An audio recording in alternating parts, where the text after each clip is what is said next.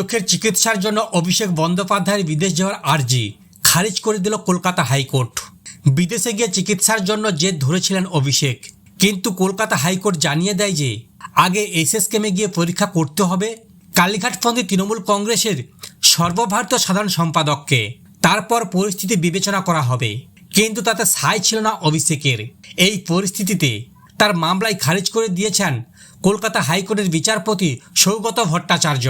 আর সেই পরিস্থিতিতে প্রশ্ন উঠছে যে মাস তিনেক আগে পর্যন্ত যে এসএসকেমকে মমতা বন্দ্যোপাধ্যায় সেরা বলতেন, সেখানে কেন চিকিৎসা করতে চাইছেন না অভিষেক বন্দ্যোপাধ্যায়?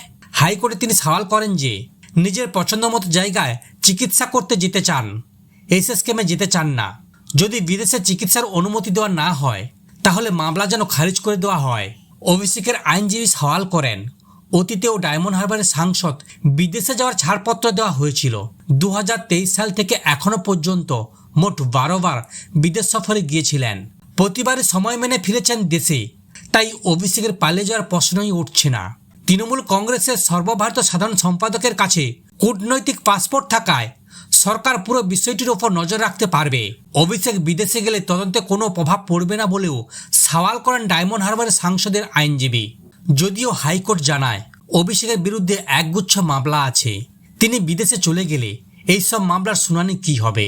অভিষেকের যে চোখের চিকিৎসার প্রয়োজন সেটা খারিজ করা হচ্ছে না, কিন্তু কলকাতা বা দেশের অন্যত্র কোথাও চিকিৎসা হলে তো বিদেশে যেতে হবে না।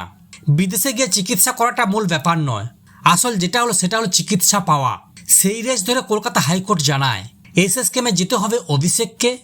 যদি রাজ্যের অন্যতম সেরা সরকারি হাসপাতালে মেডিকেল টিম মনে করে যে অভিষেককে চিকিৎসার জন্য বিদেশে যেতে হবে, তাহলে বিষয়টি বিবেচনা করে দেখবে হাইকোর্ট। কিন্তু এসএসকেমে না যাওয়ার সিদ্ধান্তে অনড় থাকলেন অভিষেক, তার জেরে খারিজ করে দেওয়া হলো এই মামলা।